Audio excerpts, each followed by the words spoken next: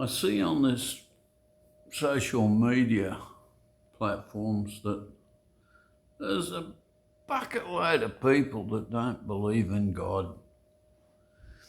And I'm here to tell you, you're on the way to travelling in the wrong direction.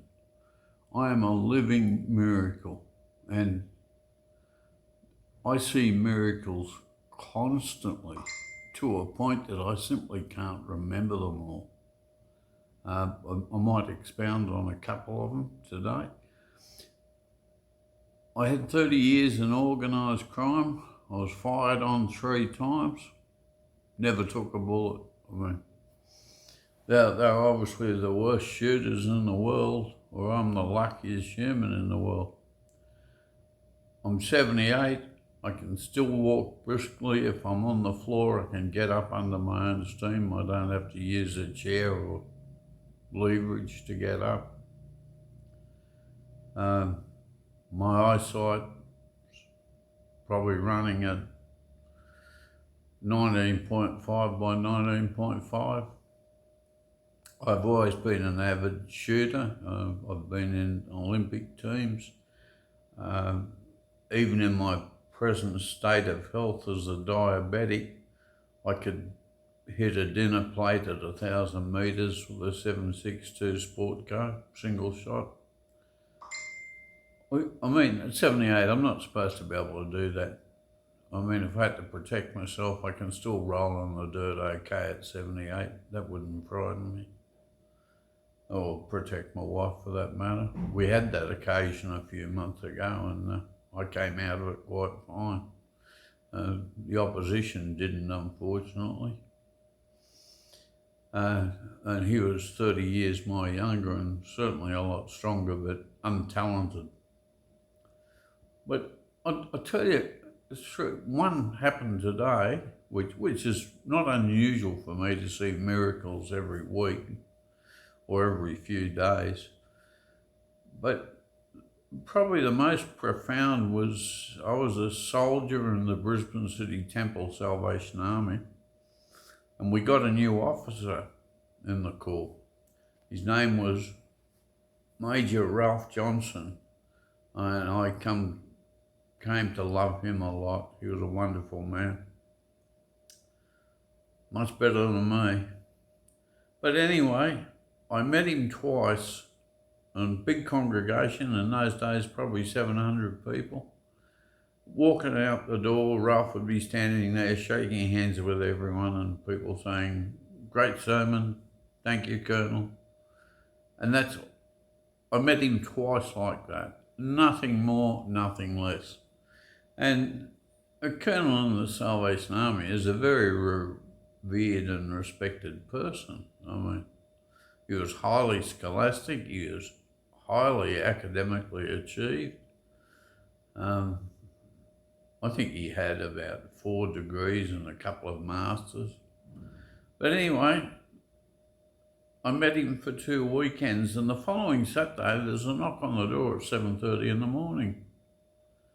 And I opened the door, and Ralph Johnson, Colonel Ralph Johnson, standing there in full uniform. He said, "John, I woke up this morning and I was supposed to be the guest speaker at a Broncos breakfast, which is a really prestigious event.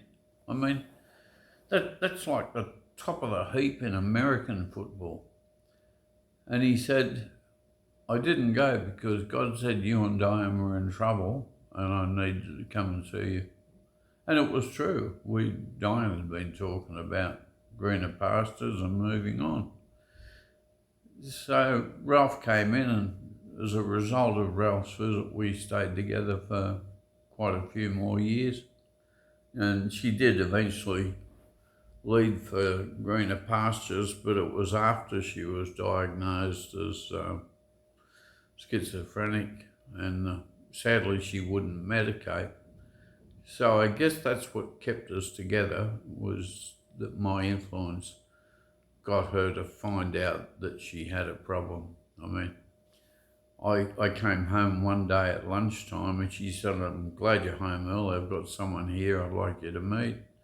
And she walked me into the living room and she started introducing me to my brother Roger, who had died 25 years earlier, and the chair was vacant. And I realised there was a medical issue immediately and had a three-way conversation between my wife Diane, myself, and my ghostly apparition of a brother who I couldn't see.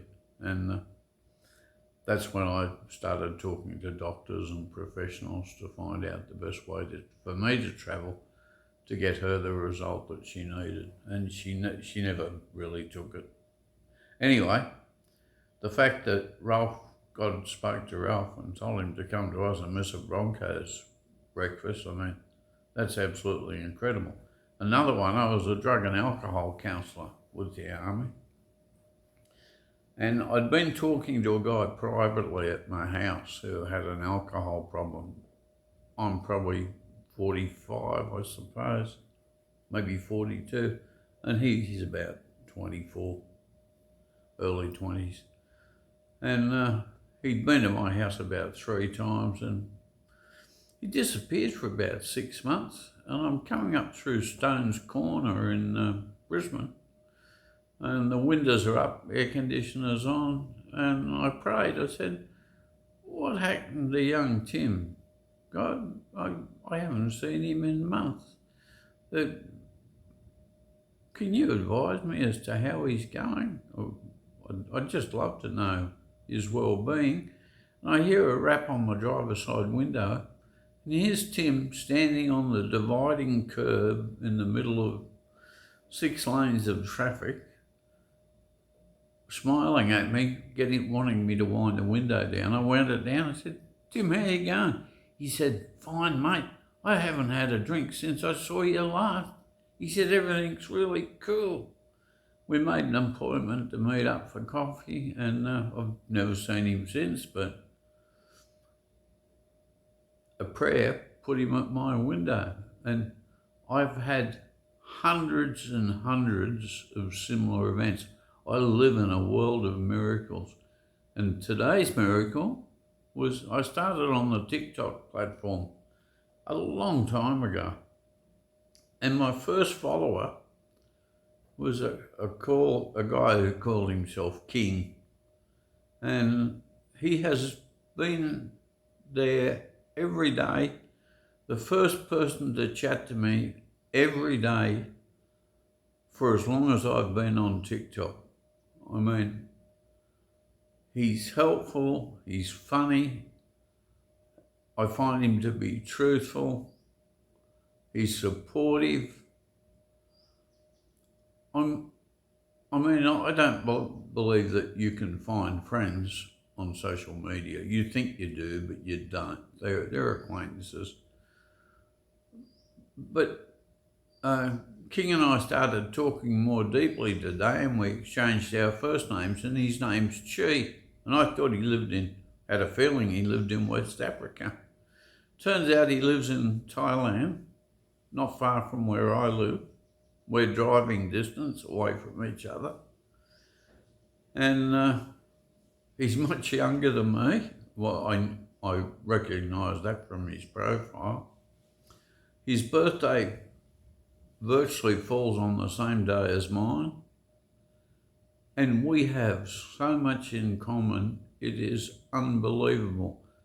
And we will meet. That is an absolute guarantee. We both have partners. He speaks brilliant English, fortunately, because my Thai is Nignoi, very poor. But I think as a result of getting on the TikTok platform, I've probably found another life friend. And that is a miracle if that came off social media. And if you see it as otherwise, you're not likely to see heaven. And living in a world of miracles, you get quite blasé about it. But I have never gone a week in 25 years without seeing a miracle. something then that cannot be explained by the reality of the presence. It can't be explained by science. It just happens. Man, I wish you had what I had, because your life would be so cool. I'm out of here.